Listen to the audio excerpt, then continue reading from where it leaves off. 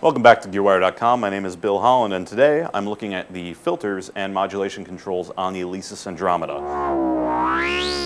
We have two filters here. The first one is a two-pole filter based off the Oberheim expander module from the 70s. The second is a four-pole filter based off the Moog modulars of the 60s. So analog circuits modeled very carefully after super old school analog synth circuits.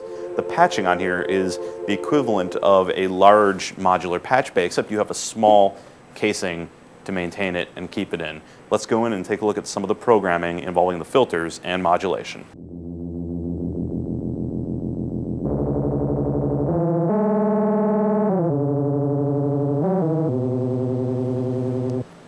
You'll notice going into your filters here, we have the pre-filter mix, which then goes to the filters and out to post filters.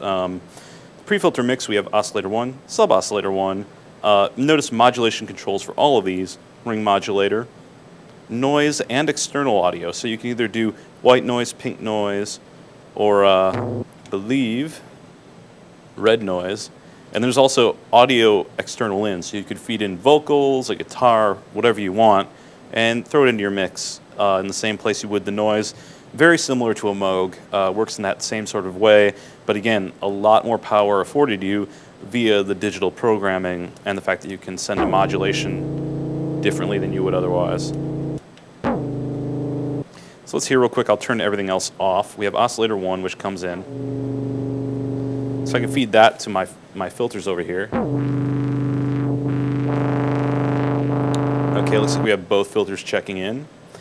These can again be set to mix, notch,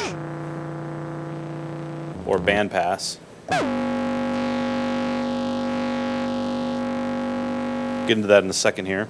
You'll notice I can send oscillator 2 with oscillator 1 and kind of balance them out.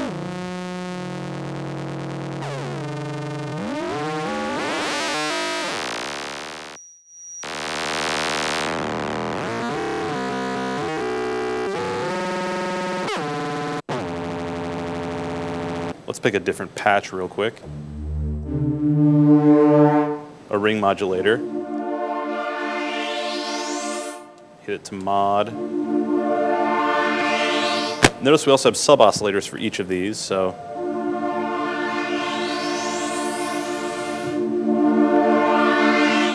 send those to modulation as well. And again, white noise, pink noise, red noise are audio in.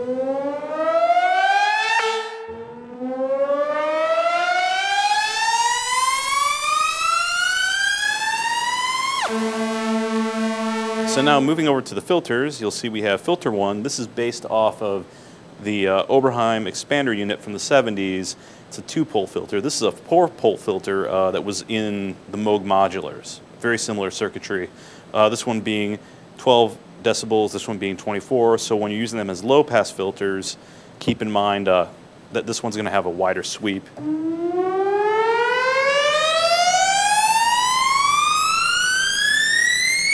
Than this one.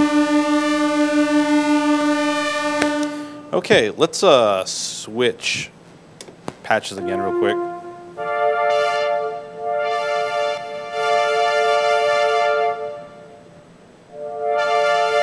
So you can see when I adjust the envelope how far that one goes.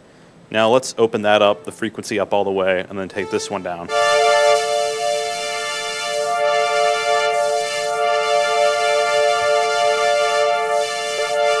Change up my keyboard tracking.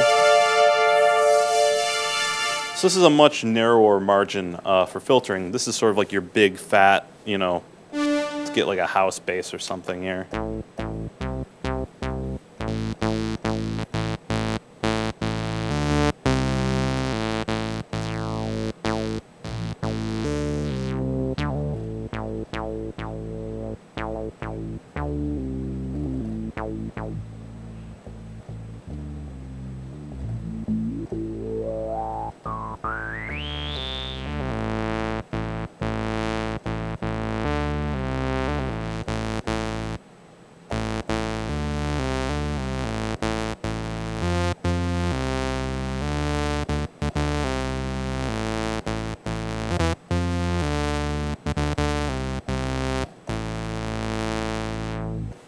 So again, we have mix, notch, and bandpass. Let's see how bandpass can work with the two of these.